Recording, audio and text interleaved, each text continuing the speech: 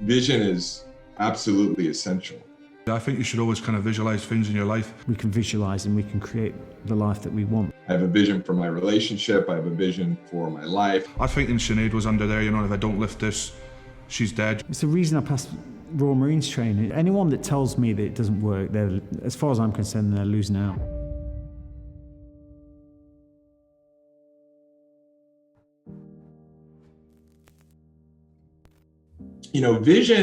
Vision and imagination are so powerful because the brain doesn't know the difference between imagination and reality. So when you give yourself permission to envision a future, you literally start building memories in your brain of events that haven't happened yet. I always think I've lifted the weight before I lift it. That's one massive thing that's helped me with my mental state. So like if there's 450 on the bar, even if I've never touched it, I'll be like, right, I've done the lift in my head, then I'll go straight to it and do it. And once I learn to create that stillness of mind, it allows that clarity of vision to what I want. Our heads have 70,000 thoughts, probably more, going round each day.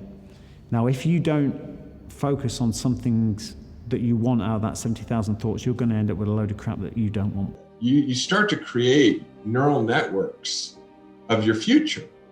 And so, think about how incredibly powerful that is. It almost sounds like something out of an Avengers movie.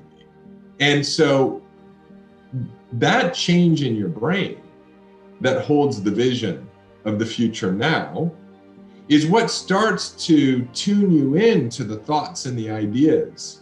Yeah, I think it's a massive kind of thing. I think you always should visualize your goals. Like as a businessman, if you want to own the biggest, if you want to own a whole street of stuff, you should always visualize, I always said I want to open a gym, as well, and I visualized driving past places and be like, I want to own that as a gym, and when it actually happens, you're like, this is cool. So yeah, I think you should always kind of visualize things in your life. When I look back, right, from that point, I spent a lot of time thinking after that. After that, it was like, forget everything that happened in that whole, being shot at. Forget that. I've been shot at before, it was like, what really, I spent so long just thinking about what had just happened, as in, the whole visualization thing, how it had played out. But then I look back on my life. It's the reason I did Special Forces selection, and did it, I kept on going till I passed, against all odds. I've been doing it all my life, but, so it was really just confirming. Up until that point, I couldn't have said, I never said before that point, we can visualize and we can create the life that we want through visualization. I'd have never said that. It begins to alter your perception so that you pay attention to things that will bridge the gap between now and the future. That's kind of the bittersweet thing. You've already had it, but you've not had it, so but you're more confident you're going to get it because you know exactly their plan to do it, so. A lot of people, the way we're wired, and this comes down to evolution because we're always looking for the negatives. We all know that once you create an idea in your head, we always look for things that are going to go wrong. You begin to program your unconscious mind with that future. And so you start making decisions that you're not even aware of that become the bridge between now and that future. It's not being cocky, it's being confident and humble. And that's what the difference is, being cocky and confident. I was confident, I was there for a reason. I visualized, even before I stepped on the plane, what I needed to do. Every day I was in my head just going over and over and over, and sometimes panicking, going like, am I visualizing this too much? But it was what I did. We don't sit there and focus about how great it's going to be when we get that. Whether that's starting a new business, relationship, whatever it is, whether it's taking your exams, you always think about the panic of not passing, the panic of what could go wrong, and that's what we end up visualizing.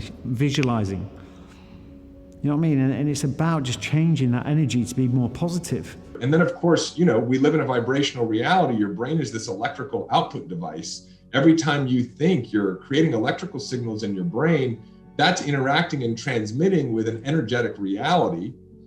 You can go back to high school science and understand that the table that's in front of you is 99.9% nothing, right? It's our tactile senses and our vision and our olfactory and our taste and our hearing. It's like browsers that are interpreting this matrix-like fluctuating energetic reality into a physical reality.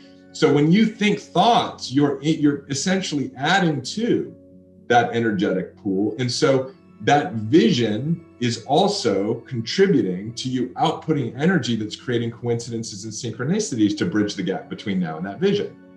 I'm always kind of, just the way I am, I'm always kind of visualizing, not just in the gym, out the gym as well, what can I do to improve myself, visualizing if it's a task I've got to go in front of me. Even going on trains, I'm like visualizing the best routes, I'm always kind of visualizing the route before I do it and stuff. So yeah, I'm always having that in my back of my mind. So just keep holding the vision. Over time, you'll get there. But in the meantime, you'll create extraordinary things that you absolutely love because you're going through the planning process for your future.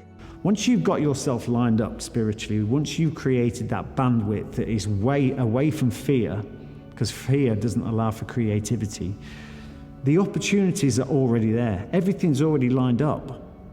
A lot of people say in life that, oh, well, I can't wait for the opportunities to line up. They're already there. It's you that've got to line yourself up.